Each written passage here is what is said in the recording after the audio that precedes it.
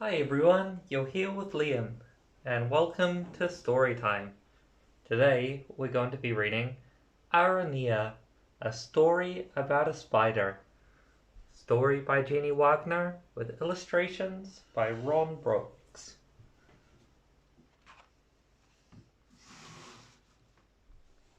Aranea, a story about a spider.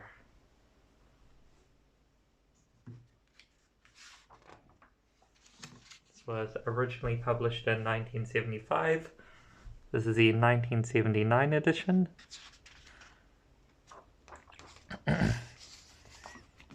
Aranea stood in the wind, spinning and spinning. A fine silk thread lifting into the air and hanging there, caught on the wind.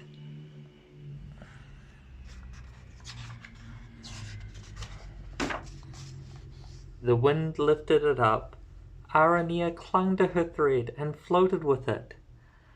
For a whole day she swung in the wind, swinging and blowing wherever it took her.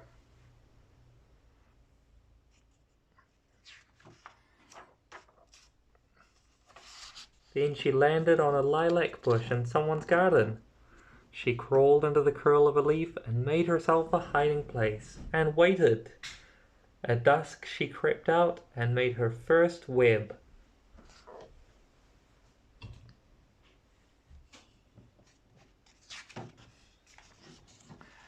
First the crosspiece, then the frame, then round and round the long spiral, until it was perfect.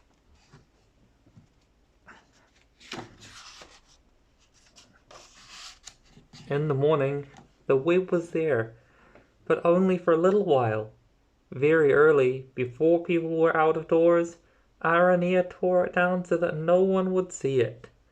Then she hid in the curl of her leaf and waited till dusk. Through many still summer days and nights, Aranea built her web and broke it again. No one saw it, and no one even knew she was there.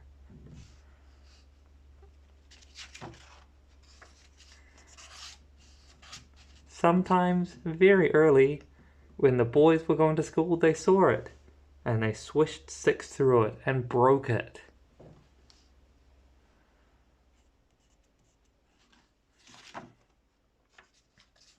Sometimes, when their mother was hanging out the clothes, she felt the fine silk threads on her face and said, "Ugh, a spider's web."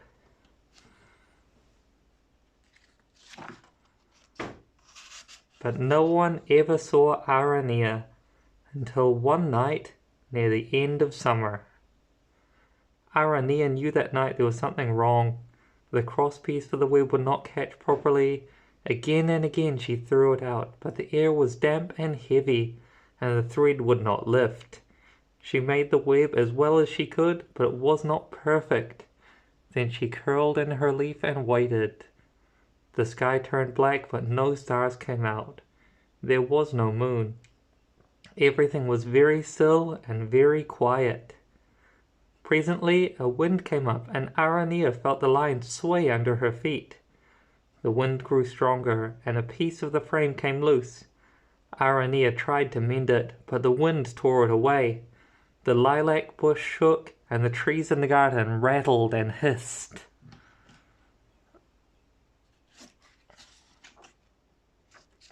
Then all at once, the sky cracked open. It split from top to bottom like a rotten orange thrown against a wall.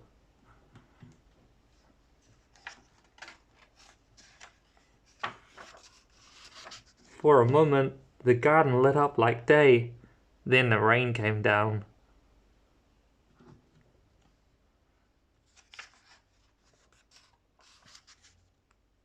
Aranea ran for her leaf, but the rain blocked her way.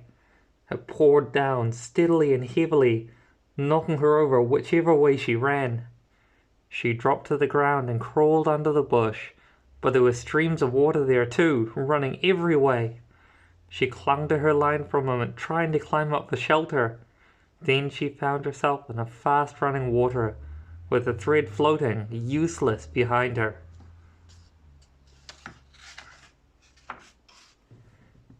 There were sticks in the water, and blades of grass, and leaves, and Aranea caught at each of them in turn, without finding help. Then the water slowed down and spread out. Aranea crawled on the back step of the house. She rested there for a while, and when she felt strong enough, she crawled a little higher. She crept under the crack of the door and into the house.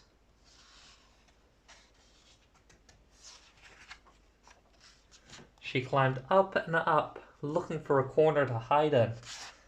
Suddenly, everything was white. Aranea clung to the wall and did not move. The dark corners were gone. There's nothing but smooth, white wall.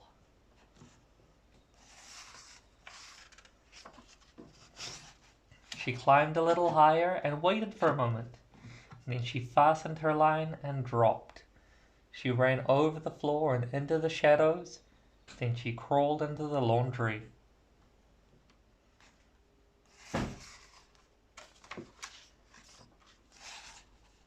She found herself a safe, dark hiding place and waited. She waited all that night and all the next day, and at dusk she crept into the garden. She found the lilac bush and her curling leaf with the lining of silk she had made for it. She pulled the edges more tightly together and spread more silk inside. Then she crept out and made her web.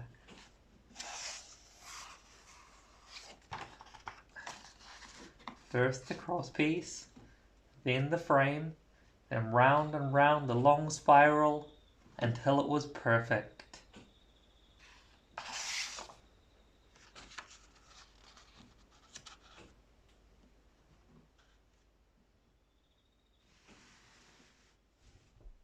Thanks for watching today, everyone. I hope you enjoyed the story, and I'll be back with another book tomorrow. Thank you. Bye.